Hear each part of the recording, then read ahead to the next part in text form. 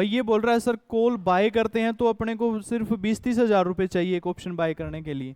क्यों? मान के चलो 100 रुपये की कॉल बाय कर लिया आपने, भाई एक किसी भी कॉल का प्राइस चल रहा है 100 रुपये, उसका लोट है मान के चलो 100 का, ठीक है, 100 का लोट है, मतलब 100 क्वांटिटी कम से कम उठा सकते हो आप, और वो उसका प्राइस चल रहा है 100 रुपये, ठीक है।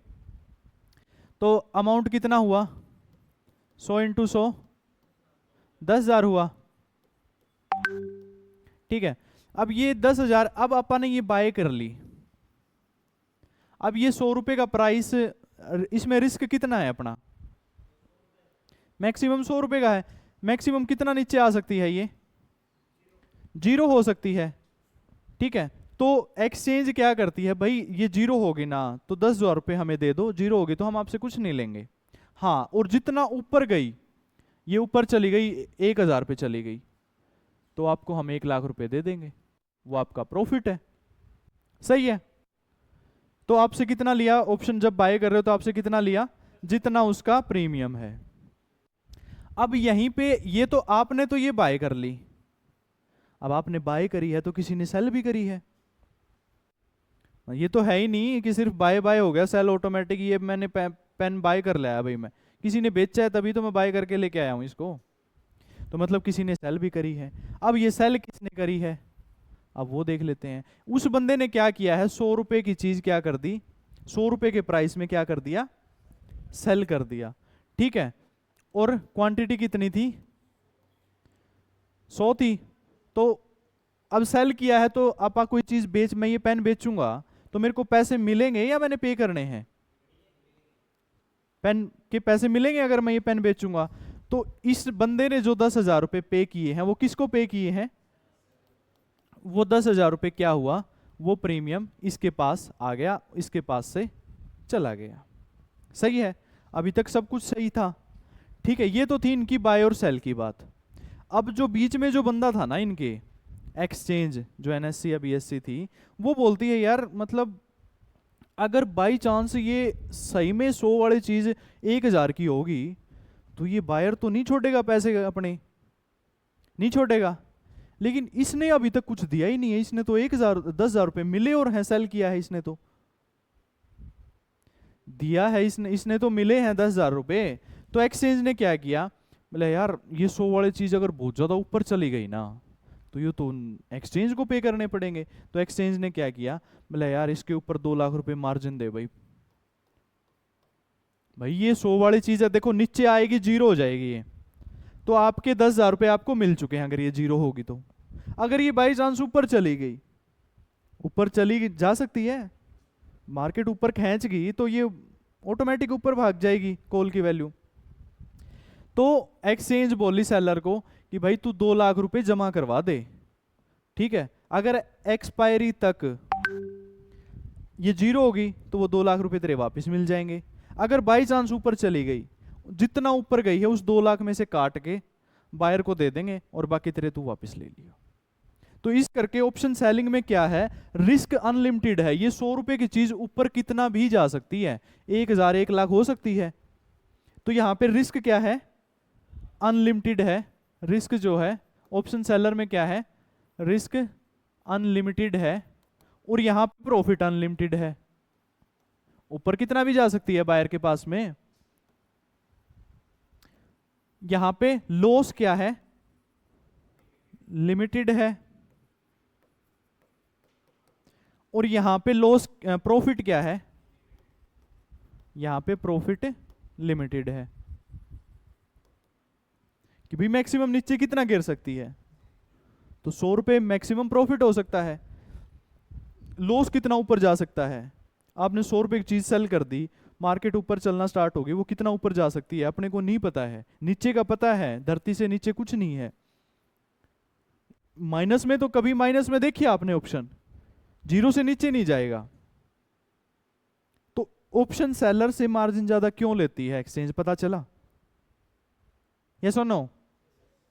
क्यों? क्योंकि ऑप्शन सेलर का जो है ना रिस्क बहुत ज्यादा होता है। ऑप्शन बायर आप हीरो जीरो ट्रेड करते हैं, भाई 10 रुपए का ऑप्शन 100 रुपए हो जाता है, वो लॉस किससे ले रहे हैं आप? 10 गुना हो गया पैसा, 10,000 का 1,00,000 रुपए हो चुका है, तो वे 90,000 रुपए कौन पे कर रहा है? जिसने सेल करी है ना वो पे कर रहा है, समझ रहे हो? तो इस करके जो सेलर है उससे मार्जिन ज़्यादा रखती है एक्सचेंज, बाई चांस बहुत ज़्यादा उठापटक हुई तो उसके एक मार्जिन में से माइनस करके आपको दे देंगे, ये चीज़ होती है। समझ आया? हाँ, सबसे बेस्ट ऑप्शन सेलिंग है। हाँ हाँ हाँ। अब भाई ये बोल रहा है, सुनील बोल रहा है कि ऑप्शन सेलिंग बेस्ट क्यों है, और मैंने बोला यूट्यूब पे देखा है ऑप्शन सेलिंग में ज़्यादा पैसा बनता है, तो इस चीज़ को और देख लेते हैं अभी, ठीक है?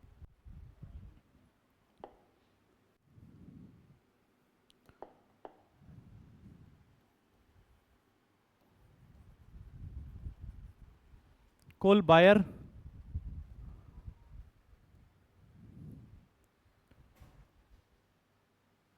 कॉल सेलर, ठीक है, पुट बायर और पुट सेलर।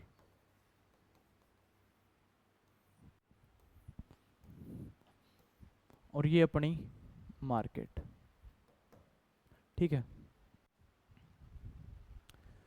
अब मेरे को ये बताओ, मार्केट ऊपर जा रही है, मार्केट नॉन स्टॉप ऊपर जा रही है, आपने कॉल बाय कर रखी तो आपका प्रॉफिट होगा या लॉस होगा? प्रॉफिट होगा। आपने कॉल सेल कर रखी तो आपका क्या होगा? लॉस होगा। आपने पुट बाय कर रखी है, मार्केट ऊपर जा रही है तो क्या होगा?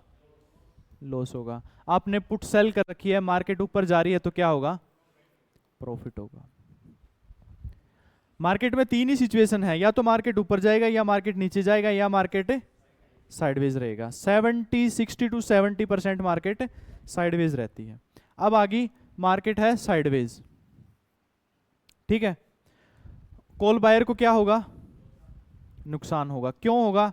इसका आंसर पता है, क्योंकि प्रीमियम डीके होता है, क्योंकि ऑप्शन की वैल्यू जो होती है ना उसके अंदर टाइम वैल्यू होता है, तो मार्केट ने टाइम बिता दिया तो ऑप्शन की वैल्यू कम हो जाएगी, तो ऑप्शन बायर को क्या होगा? लॉस होगा। वहीं पे आपने सेल कर रखी है वो चीज 100 रुपए की और कम हो रहा है प्राइस, तो प्रॉफिट होगा या लॉस होगा? मार्केट साइडवेज है तो क्या होगा आपको? प्रॉफिट होगा।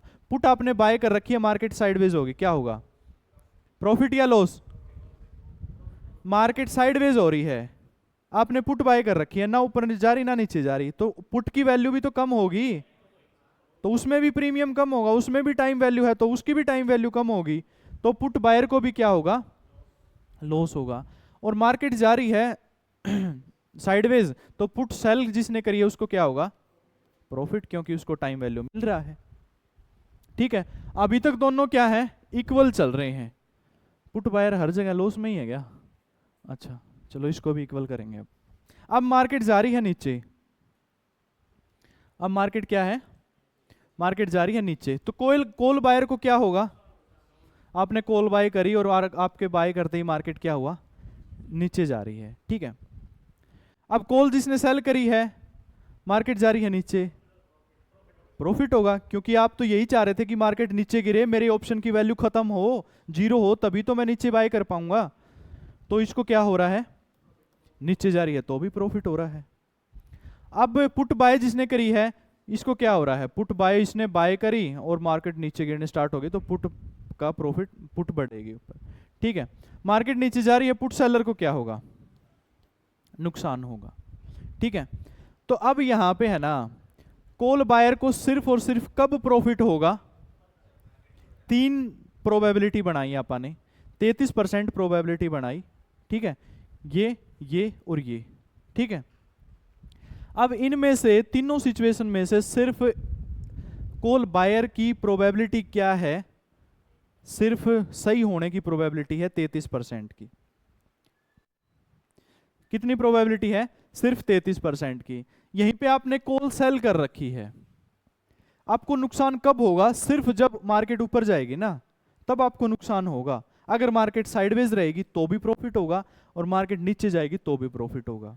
मतलब यहाँ पे सीन क्या है कि भाई ऑप्शन, अपने टेक्निकल कुछ नहीं देखा अभी तक, मतलब सिर्फ ऑप्शन की प्रोबेबिलिटी देखे ना, सिर्फ ऑप्शन की प्रोबेबिलिटी देखें तो ऑटोमेटिक सेलर की 66% विनिंग की प्रोबेबिलिटी है, और कॉल बायर की जो प्रोबेबिलिटी है वो सिर्फ 33% प्रोबेबिलिटी है। इसी करके 91% लोग लॉस ले रहे हैं।